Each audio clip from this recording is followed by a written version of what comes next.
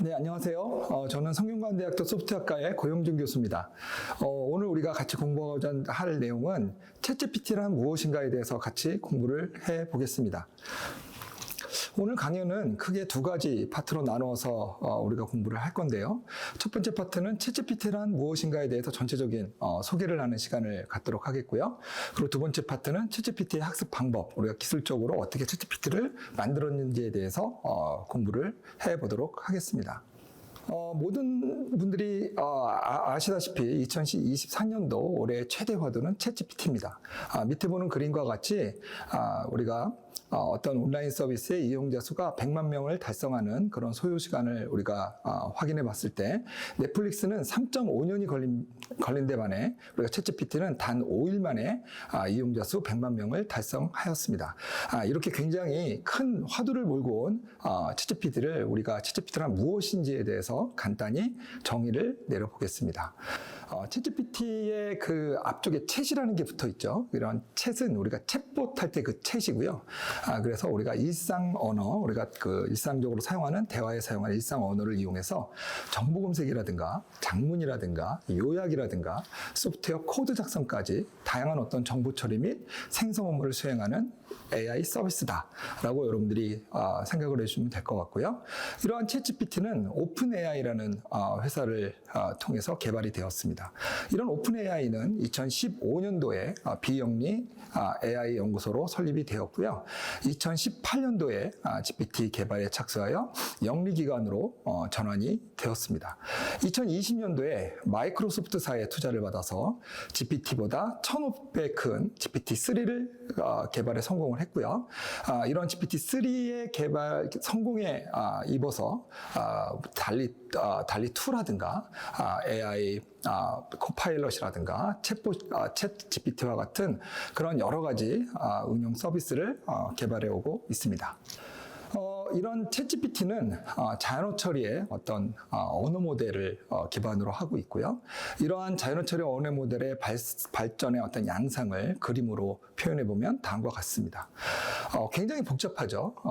미국이라든가 중국이라든가 우리나라에 굉장히 많은 회사들이 이러한 자연어 처리 언어 모델을 개발하는데 투자를 하고 있고요. 굉장히 복잡하기 때문에 우리가 조금 단순화시킨 그림을 통해서 정리를 한번 해보겠습니다. 자연어 처리를 우리가 잘하기 위해서는 기본적으로 이런 언어 모델을 잘 만드는 것이 굉장히 중요합니다. 그래서 이런 언어 모델을 만드는 그런 다양한 기법들을 자연어 처리 분야에서 연구를 해왔고요. 이런 언어 모델을 기반으로 해서 번역을 잘하는 어떤 모델이 개발이 되었는데요. 구글이 개발을 했습니다. 그 모델을 우리가 트랜스포머라고 얘기를 하고요. 우리가 이게 번역을 하는 거기 때문에 입력이 한국어로 들어오면 사실 출력은 다른 언어, 영어로 출력이 돼야 됩니다. 그래서 입력 언어, 그러니까 만약에 한국어가 들어왔을 때 그 한국어의 어떤 의미를 잘 함축하는 벡터를 만드는 인코더 부분이 있고요. 그리고 우리가 영어 문장을 생성하기 위한 어떤 디코더 부분이 있습니다. 그래서 이러한 두 개의 모듈이 합해져서 트랜스포머가 만들어졌다라고 이해를 해주시면 될 것 같고요. 이런 트랜스포머라는 모델을 기반으로 해서 어떤 대규모 언어 모델이 만들어졌다. 이걸 우리가 라지 랭귀지 모델이라고 부릅니다. 그래서 여러분들이 많이 알고 있는 벌트와 GPT 모델이 이러한 라지 랭귀지 모델이다라고 여러분들 기억을 해주시면 될 것 같고요. 이런 기본 라지 랭귀지 모델을 기반으로 해서 지금 우리가 공부하고 있는 챗 GPT와 같은 그런 초고대 AI 모델이 만들어졌다라고 기억을 해주시면 될 것 같습니다. 그래서 초고대 AI 모델은 기본적으로는 구글하고 그리고 오픈 AI가 주도해서 개발을 하고 있고요. 그리고 그림에서 보시는 바와 같이 밑에 메타가 일부 개발을 하고 있습니다. 물론 다른 회사들도 많이 개발을 하고 있지만 기본적으로는 저렇게 세 개의 회사에 우리가 조금 초점을 맞춰서 공부를 하면 될 것 같고요. 그래서 우리가 오픈 AI인 경우는 2020년도에 GPT-3가 만들어졌고요. 그걸 기반으로 해서 2022년도에 GPT-3.5가 만들어집니다. 그걸 우리가 인스트럭트 GPT라고 부르기도 하고요. 그래서 이 모델을 기반으로 해서 챗GPT가 만들어지고 그리고 올해 GPT-4가 만들어졌다라고 기억을 하시면 될 것 같고요.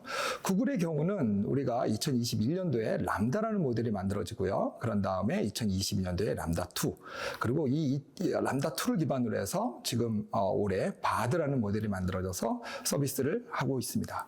자, 밑에 보면 메타가 2022년도에 OPT라는 모델을 만들었고요. 올해 라마라는 모델을 오픈을 했습니다. 근데 앞에 두 개의 모델과는 다르게 이 라마 모델은 조금 다른 특성을 갖고 있어서 우리 연구자들이 조금은 관심을 가지고 봐야 되는 모델입니다. 이건 나중에 제가 추가로 설명을 드리겠습니다. 자, 이런 초고대 AI의 등장이 우리에게 어떤 영향과 기대를 갖게 하는지에 대해서 좀 설명을 드리겠습니다. 이런 초고대 AI는 어떤 계산 지능뿐만 아니라 복합지능, 추론과 같은 복합지능에서도 인간에 근접한 어떤 퍼포먼스를 내고 있습니다. 사실 어떤 분야에서는 인간에 근접할 뿐만 아니라 사실은 인간의 능력을 추월하는 그런 능력을 보이고 있기 때문에 많은 분야에서 관심을 가지고 있고요. 따라서 어떤 큰 규모의 데이터 학습을 통해서 굉장히 우수한 성능을 내고 있기 때문에 가까운 미래에 거의 모든 산업에 응용될 가능성이 높다라는 것이고요. 그래서 많은 분야의 사람들이 관심을 가지고 있는 것입니다. 특히 이런 초고대 AI의 특징 중에 하나가 우리가 이 초고대 AI를 만들 때 우리가 셀프 슈퍼바이드 러닝을 이용한다라고 보통 얘기를 하는데요. 그런 기법은 제가 나중에 설명을 드리겠지만 이런 기법을 사용을 하면 우리가 데이터를 생성을 할 때 사람의 어떤 노력이 들지 않고도 자동으로 데이터를 생성하고 제작하는 게 가능하기 때문에 비용이 굉장히 최소화된다. 그렇기 때문에 데이터를 굉장히 많이 늘릴 수 있게 된다라는 것입니다. 사실 우리가 초고대 AI다라고 부를 때 초고대라는 이름이 붙는 이유가 사실 여기 있습니다. 그러니까 데이터가 굉장히 큰 사이즈의 데이터를 사용할 수 있다라는 것이고요. 또 우리가 데이터가 많아지면 거기에 맞춰서 어떤 딥러닝 모델의 어떤 우리가 학습한 내용을 저장하는 파라미터의 크기도 같이 커져야 됩니다. 그래서 이런 파라미터의 크기가 굉장히 커지고 있다. 그래서 굉장히 큰 파라미터와 굉장히 큰 데이터를 가지고 학습을 해서 인공지능 시스템을 만들었다라고 해서 이름에 초고대 A라고 우리가 부른다라고 여러분들이 이해를 해주시면 될 것 같고요. 이 밑에 표에서 보시는 바와 같이 우리가 GPT-1이 사용한 그런 파라미터의 크기에 비해서 GPT-3가 사용한 파라미터의 크기가 거의 1,500배에 달한다. 굉장히 그러니까 2년 사이에 굉장히 큰 파라미터를 사용하고 있다라고 이해를 해주시면 될 것 같습니다. 자, 다음은 초고대 AI의 경쟁 현황에 대해서 말씀을 드리겠습니다. 앞에도 말씀드렸듯이 오픈 AI하고 GPT, 그리고 마이크로소프트, 그리고 메타, 이런 외국 기업들은 다 하고 있는 것들을 제가 말씀을 드렸고요. 국내 기업에서도 네이버나 카카오, LG도 각각 초고대 AI를 만들어서 활용을 하고 있습니다. 근데 우리가 조금 관심을 가져야 되는 거는 요 밑에 우리가 이제 메타, 이제 예전에 페이스북이라고 불렀던 요 기업이 개발한 라마에 대해서 우리가 조금 관심을 가져야 되는데요. 그 이유는 이 라마는 다른 우리가 GPT-4라든가 바드라든가 이런 모델에 비해서 두 가지 우리에게 유용한 어떤 요소를 가지고 있어요. 첫 번째 요소는 뭐냐면 파라미터 사이즈가 굉장히 작다. 그러니까 파라미터 사이즈가 작으면 사실은 지금 우리가 GPT-4라든가 바드라든가 이런 모델들을 사실은 우리가 그 연구실에 있는 정도의 GPT 서버에 올려서 사실 사용할 수 있는 것이 아니거든요. 그런데 라마는 우리가 연구실 레벨에서 쓸 수 있는 좀 좋은 GPT에 올릴 수 있는 크기의 파라미터를 가지고 있다라는 거고 거기에 더불어 이 라마는 소스가 오픈되어 있습니다. 그래서 우리가 충분히 연구를 할 수 있는 환경을 제공해 준다라는 것이고요. 그래서 특히 우리 학생들은 라마에 조금 관심을 가져주셔야 될 것 같습니다.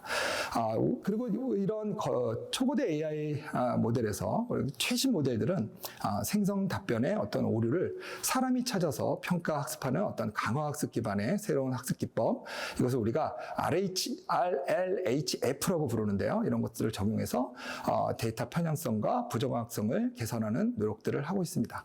그러니까 이걸 좀 정리해서 말씀드리면, 이전에는 분명히 데이터를 사람이 가공하지 않아도 학습을 할 수 있는 기법을 쓰기 때문에 데이터 양을 계속 늘릴 수 있다라고 얘기를 했는데, 그 데이터 양을 계속 늘리다 보니까 이제는 어느 정도의 그 말은, 어떤 문장은 잘 만들어내는데 우리가 원하는 어떤 내용으로 만들어내는 건 조금 어렵다, 잘 못한다라는 것이고요.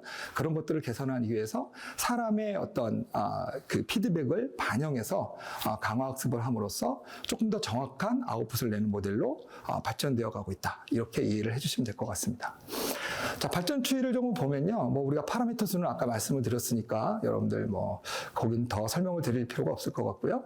우리가 그 GPT-3가 우리 초고대 AI의 기반이 되는 그런 모델이니까요. 우리가 GPT-3에 조금 포커싱을 해서 생각을 해보면, GPT-3에서 우리가 좀 이슈가 됐던 내용들이 퓨전 러닝이 가능하다, 제로샷 러닝이 가능하다, 혹은 프롬프트 기반의 학습이 가능하다 였습니다. 그래서 이런 것들은 사실 기본적으로 이런 퓨전 러닝이나 프롬프트 기반의 학습은 기본적으로 내용은 이런 거예요. 우리가 언어 모델, 랭귀지 모델을 잘 학습을 거대 모델을 가지고 하게 되면 우리가 일반적으로 자연어 처리에서 했던 많은 태스크들, 그런 걸 우리가 다운스트림 태스크라고 부르거든요. 그러니까 예를 들면 센티멘트 아날리시스를 한다, 감정 분류를 한다거나 토픽 클래시피케이션을 한다, 어떤 토픽 어떤 주제를 분류한다라고 한다든가, 이러한 어떤 개개의 모델에 대한 어떤 학습 데이터를 따로 만들고 그걸 가지고 학습하는 그런 전통적인 머신러닝 단계를 우리가 그런 태스크를 다운스트림 태스크라고 하고, 그리고 그러한 학습을 우리가 파인 튜닝이라고 얘기를 하는데, 그런 단계가 필요 없다는 거예요. 그래서 제로샷이라고 하면 그런 데이터 하나도 없이도 원하는 태스크를 할 수 있다. 그게 제로샷 러닝이고요. 퓨전 러닝은 조금은 몇 개만 주면 내가 잘할 수 있어. 그게 퓨전 러닝입니다. 그리고 프롬프트 기반의 학습은 우리가 이런 개개인 이렇게 센티멘트 아날리시스를 한다 그러면 어떤 감정 분류를 할 때도 랭귀지 모델을 적극적으로 활용함으로써 어떤 학습 데이터를 생성하지 않고도 우리가 원하는 결과를 만들 수 있다. 이게 프롬프트 기반의 학습이고요. 이 프롬프트 기반의 학습은 나중에 학습 방법을 설명드릴 때 다시 설명을 드리겠습니다. 자, 이런 챗GPT의 어떤 긍정적인 효과에 대해서 한번 생각을 해보겠습니다. 이런 마이크로소프트가 이 오픈 AI에 투자를 하고 그다음에 챗GPT가 만들어진 이후에요.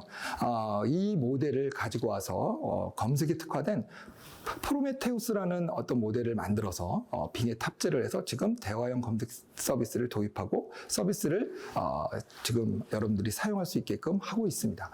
사실은 우리가 마이크로소프트가 빙에 투자를 했고 또 대화형 검색 시스템을 내놓은 이유는 지금 현재 세계 검색 시장의 어떤 규모가 약 한 150조 정도 된다고 우리가 추정을 하고 있고요. 사실은 구글이 거의 장악을 하고 84%를 장악하고 있는 상태입니다. 사실 마이크로소프트 빙은 8.9%에 미치고 그 정도만 장악을 하고 있는 차지하고 있는 상태고요. 그래서 이런 마켓 쉐어를 좀 늘리고자 하는 노력의 일환이다, 이렇게 이해를 하시면 될 것 같고요. 구글도 가만히 있으면 안 되겠죠. 그래서 구글도 람다 기반의 챗봇 바드를 만들어서 대형 검색 시스템을 운영하고 있습니다. 우리나라도 네이버가 하이퍼클로바를 바탕으로 해서 서치 GPT를 우리가 올해 한 상반기 안에 출시하겠다고 계획을 발표한 바 있습니다. 이렇게 검색 엔진 안에서 이런 챗GPT와 같은 초고대 AI가 활용되고 있다. 이걸 여러분들 기억을 해주시길 바라고요. 그리고 이런 챗GPT는 꼭 검색 엔진뿐만 아니라도 자연어 처리가 필수인 산업 분야에 모두 적용돼서 효율성을 극대화할 수 있다. 이거 여러분들 기억을 해주셨으면 좋겠고요. 뭐 자연어 처리는 사실은 텍스트 기반으로 데이터를 운영하는 그런 많은 분야가 자연어 처리의 어떤 응용 분야가 되겠고요. 그래서 특히 고객 상담이라든가 금융, 의료 서비스, 그리고 질의응답이 가능한 어떤 학습 지원 등의 이런 챗GPT가 적극적으로 활용될 것이다 라고 기대를 하고 있습니다. 이것뿐만 아니라 우리가 AI 반도체 등 어떤 후방 산업 성장의 촉진제가 되고 있다. 뭐 이거는 이제 여러분들 이렇게 이해하시면 돼요. 이러한 거대 모델을 우리가 운용하려면 우리 클라우드 컴퓨팅 서비스가 필요합니다. 그러니까 뭐 마이크로소프트의 애저라든가 우리 구글 클라우드라든가 그런 쪽에 올려서 모델을 돌릴 수밖에 없거든요. 그런 환경에서 우리가 고성능의 GPT 서버가 필요하게 되고요. 그런 고성능의 GPT 서버의 개발에도 이런 챗 GPT의 긍정적인 효과가 있다라고 여러분들이 생각을 해주시면 될 것 같고요. 그 예로 우리나라에서는 삼성전자와 네이버가 손을 잡고 인공신경망 처리 장치 NPU를 개발하고 있다라는 소식이 있습니다. 자, 그럼 이제 이런 챗GPT의 어떤 한계와 과제에 대해서 우리가 한번 생각을 해보겠습니다. 챗GPT는 다음과 같이 어떤 세 개의 어떤 그 한계점이 있습니다. 첫 번째는 환각 현상, 할루시네이션이라고 부르는 것이고요. 이런 할루시네이션은 틀린 사실을 마치 정답인 것처럼 말해주는 그런 현상을 우리가 할루시네이션이라고 합니다. 그래서 다음 장표에서 제가 예를 하나 보여드릴 거고요. 그 다음에 두 번째 우리 한계는 앞에서 제가 모델을 설명했을 때 여러분들이 조금 생각할 수 있는 그런 문제점인데요. 굉장히 많은 데이터를 가지고 굉장히 큰 파라미터를 가지고 학습을 해야 되기 때문에 비용이 많이 듭니다. 그리고 시간도 많이 걸리고요. 그래서 항상 데이터를 계속 업데이트해가면서 학습하는 데는 조금 어려움이 있다. 그래서 최신성이 좀 부족하다라는 어려움이 있고요. 그래서 지금 현재 챗 GPT인 경우에는 2021년 데이터만을 사용하고 있기 때문에 그 이후에 발생한 어떤 새로운 사실에 대해서는 답을 제대로 못한다라는 어려움이 있죠. 그다음에 마지막 어려움은 해로움, 탁세서리라는 문제가 있고요. 우리가 코퍼스를 그냥 막 크롤링을 해서 모은 데이터를 가지고 뭔가 구분을 하지 않고 뭐 조금 유해한 데이터가 있더라도 그런 데이터들을 거르지 않고 학습을 했기 때문에 코퍼스에 어떤 나쁜 표현이 있다면 그것조차 배운다라는 문제점이 있다는 거고요. 이런 세 가지가 챗GPT의 굉장히 중요한 한계점이 되겠고요. 그 외에도 우리가 딥러닝 모델이 그러니까 원천적으로 갖는 그런 어려움을 챗GPT가 그대로 갖고 있습니다. 그 내용은 어떤 설명 가능성과 수정 기능이 결여되어 있다라는 점이고요. 그래서 이 점도 챗GPT가 그대로 갖고 있다. 그래서 그것을 개선하는 그런 노력들이 그런 연구들이 진행되고 있다라고 여러분들 기억을 해주시면 될 것 같고요. 그 다음에 윤리, 도덕적 측면의 어떤 문제의 가능성도 있습니다. 지금 현재도 그 외신을 통해서 우리가 들어보면은 어떤 저작권에 관련된 어떤 소송이 많이 일어나고 있다고 알려지고 있습니다. 그래서 예를 들어서 챗GPT를 가지고 뭐 책을 발간하시는 분들도 있다고 나오는데요. 이렇게 책을 발간했을 때 이 챗GPT가 쓰는 어떤 내용이 어떤 분이 쓴 책의 내용을 갖고 와서 쓴다면 사실 저작권에 대한 어떤 분쟁이 발생할 수 있겠죠. 사실 이런 데이터를 굉장히 대용량의 데이터를 사용했기 때문에 이런 저작권 소송에 대한 문제가 항상 있다라는 점 우리가 생각을 해야 되겠고요. 그리고 그 다음은 교육계에서 어떤 부정행위, 그리고 우리 챗GPT를 교육계에서 어떻게 사용할 것인가에 대한 어떤 논의가 계속 지속되어야 된다라는 것이 있겠죠. 그래서 우리가 챗GPT를 이용해서 보고서를 썼을 때 이게 부정행위냐 아니냐 이런 논쟁들이 계속 진행되고 있습니다. 이번 장표에서는 우리가 그 할루시네이션에 대한 예를 하나 보여드리려고 합니다. 그래서 질문을 여러분들 보시면 이순신이 수원성을 지킬 때 썼던 조총에 대해서 알려주세요. 이렇게 물어봤어요. 사실 질문이 사실은 좀 틀린 질문인 거죠. 말이 안 되는 질문인 거죠. 이순신 장군이 사실은 수원성을 지킨 적도 없고요. 조총을 이렇게 열심히 쓴 것도 아닌 것 같습니다. 근데 저렇게 질문을 하면 챗GPT가 밑에와 같이 막 말을 만들어요. 근데 말을 보면 그럴듯합니다. 그러니까 말은 그럴듯해요. 사실은 아닌데 거짓인데 글은 그럴듯하다. 이제 이런 게 환각 현상, 할루시네이션의 예고요.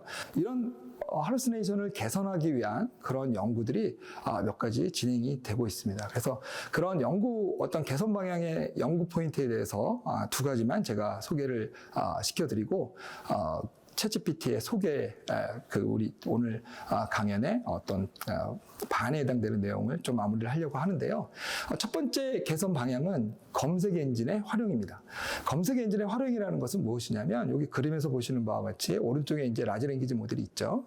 근데 이전에는 이제 이 모델이 그냥 뭔가 답을 하면 그대로 아웃풋으로 내놨습니다. 근데 이제 아까 우리가 예를 본 것과 같이 뭐 말이 안 되는 걸 자꾸 내놓잖아요. 그러니까 그런 것들을 개선하기 위해서 우리가 사람이 알고 있는 어떤 그 외부 지식, 익스터널 나리지를 활용을 해서, 우리가 나리지라고 우리가 얘기를 하면, 우리 예를 보면 뭐 뉴스라든가 위키라든가 이건 백과사전이라든가 이런 쪽에 있는 내용들을 우리가 갖고 와서 질문과 관련된 것들을 검색해서 갖고 와서 그런 지식들과 결합을 해서 우리가 초거대 AI가 답을 내놓도록 하면 그래도 좀 틀리지 않는 사실에 입각한 그런 응답을 할 수 있다.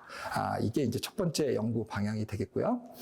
두 번째는 self collect and self refine이라는 내용이고요. 이거는 모델 자체가 자기의 어떤 아웃풋을 스스로 보정해가는 과정을 의미합니다. 그래서 예를 보시면 pizza was bad라는 문장이 있는데요. 이 문장을 요청을 하는 거죠. 이걸 포지티브하게 바꿔주세요. 그러면 사실은 기본적으로는 피자 워즈 굿이 맞습니다. 그러나 어떤 상황, 지금 이 상황을 맞추어서 모델이 내가 이 어떤 센티미터 레벨을 분석해 봤을 때 조금 더 강도가 높은 포지티브를 아웃풋으로 내주는 게 더 맞겠다라고 했을 때 우리가 어떤 본인 그 모델 자체가 다시 리파인해서 새로운 문장을 아웃풋을 내준다. 그래서 피자 워즈 어메이징이라는 답을 내준다라고 그렇게 가능한 모델을 개발하고 있다라고 여러분들이 기억을 해 주시면 될 것 같습니다.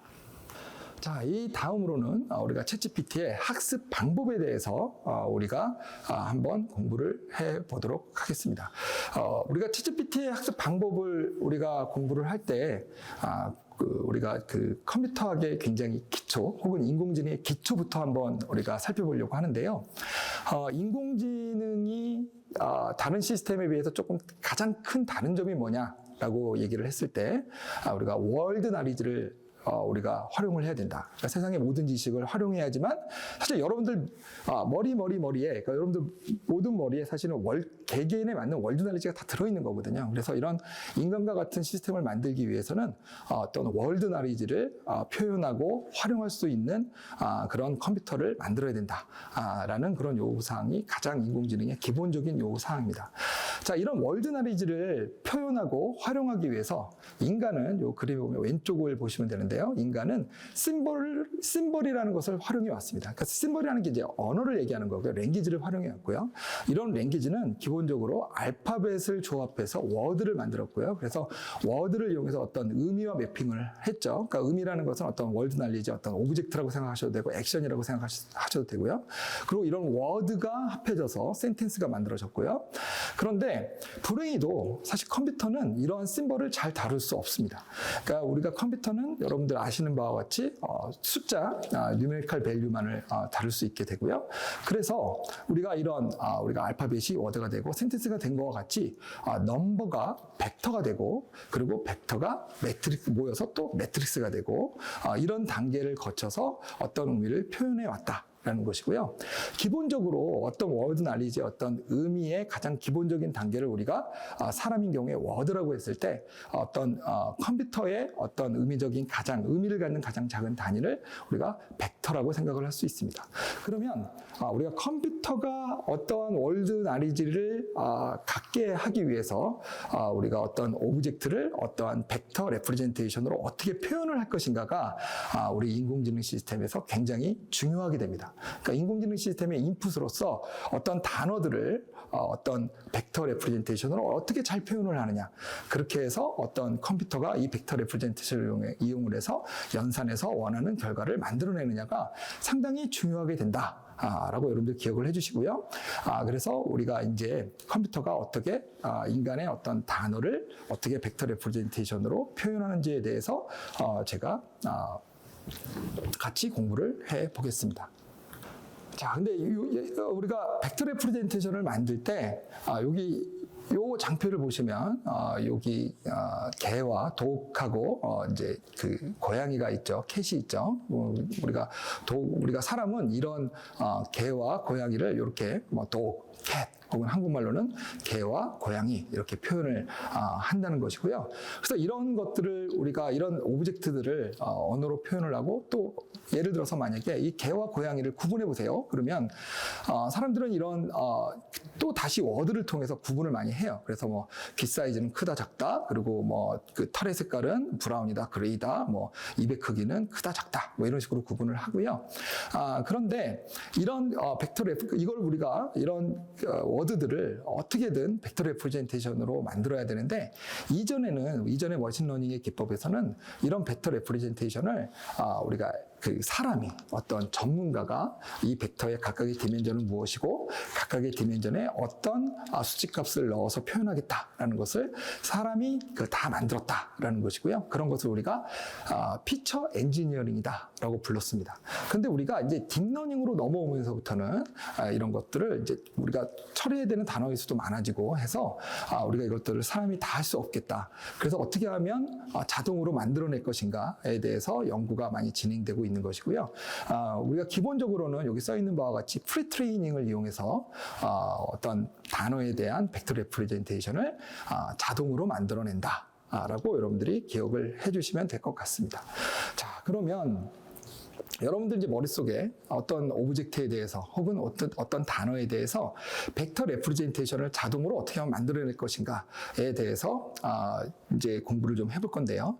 자동으로 어떤 벡터 레프레젠테이션을 만들 때 가장 기본적인 방법은 원한 레프레젠테이션입니다. 그래서 원한 레프레젠테이션이 뭐냐 그러면 사실 굉장히 쉬워요. 예를 들어서 우리가 이제 자연어 처리 시스템을 만들 때 우리가 활용하려고 하는 어떤 단어의 개수가 만약에 1억 개다. 그러면은 벡터를 만드는데 디멘전 1억 차원짜리 벡터 그냥 만드는 거예요. 그리고 각 차원마다 단어를 1대1로 매핑을 합니다. 그래서 이 경우라면 세 번째 디멘전이 도구가 차지하는 요 디멘전인 거죠. 그래서 개다, 도구다 그러면 다른 데는 다 0이고 도구가 할당된 디멘전만 딱 1로 만드는 거예요. 그래서 이름이 원한 레프레젠테이션인 겁니다. 하나만 1이다. 라는 의미로 원한 레프레젠테이션이다. 이렇게 이해를 해주시면 되겠고요. 이렇게 만들면 쉽죠. 굉장히 쉬운데 문제는 뭐냐면 이거를 다루는 게 어렵다라는 거예요. 그러니까 왜 다루는 게 어려우냐? 그럼 첫 번째는 사이즈가 매우 크다. 그러니까 벡터인데 1억 차원이다. 이런 문제가 있고요. 그 다음에 우리가 이제 자료구조 시간이나 이런 데 항상 우리가 배우는 게 있죠. 스파스하다. 스파스 벡터는 굉장히 좀 불편하다. 라는 것이고요. 그래서 우리가 오른쪽에 보는 바와 같이 이렇게 덴스 레프레젠테이션으로 바꾸겠다. 라는 거고요. 그래서 덴스 레프레젠테이션은 뭐냐면 이런 거예요. 도구가 1억 차원짜리 가지고 하나 1 넣고 표현했는데 이게 불편하니까 차라리 그럼 100차원짜리 벡터를 만들어서 요게 그 대신에 모든 차원의 어떤 실수값이 들어가서 표현을 하게 잘 만들면 그 100차원짜리 벡터를 가지고도 충분히 이 도구를 표현을 할 수 있겠다. 그래서 이전 장표와 같이 도구와 개와 고양이를 잘 구분할 수 있겠다. 그러니까 등등의 여러 가지 태스크에서 잘 활용될 수 있겠다. 이렇게 만들겠다. 덴스 레프레젠테이션을 만들겠다라는 것이 지금 우리 인공지능 시스템의 어떤 단어를 표현하는 데 있어서 기본적인 목적이 된다라고 여러분들이 기억을 해 주시면 될 것 같습니다. 그리고 이렇게 우리가 덴스 레프레젠테이션을 했을 때 우리가 가질 수 있는 그런 중요한 또 장점이 하나 있는데요. 그게 우리가 기본적으로 벡터로 표현하고 뭔가 매트릭스 곱을하고 뭐 그 딥러닝 모델에서 하는 그런 모든 연산들이 사실은 기본적으로는 유사도를 계산하는 방식이다라고 여러분들 생각을 하시면 되고요. 그리고 여러분들이 선형대수 시간에 공부했던 어떤 벡터와 벡터 사이의 유사도를 계산하는 가장 기본적인 매트릭은 이너 프로덕트입니다. 그런데 이 그림에서 보시는 바와 같이 각 차원에다가 단어를 할당해버리면 원합 벡터가 되면은 사실은 모든 단어들의 어떤 각도가, 그러니까 사이에 낀 각도가 90도가 되기 때문에 이너 프로덕트는 0이 됩니다. 계산하면 다 0이 되죠. 그래서 유사도를 계산할 수가 없다는 거예요. 그러니까 1 아니면 0이다. 근데 여러분들 예를 보시면 케이크와 쿠키는 사실 비슷한 예죠. 그래서 이런 유사도를 계산하기가 굉장히 어렵다. 근데 여기 요 예를 보시면 우리가 덴스하게 벡터 레프레젠테이션을 하면 어떤 단어와 단어 사이의 유사도를 계산할 수 있다. 그래서 케이크와 쿠키 사이의 유사도를 계산할 수 있다. 그래서 딥러닝에 더 맞는 모델이다. 라는 지금 얘기를 하고 있는 거고요. 그렇게 연구가 진행되고 있다라고 이해를 해주시면 될 것 같습니다.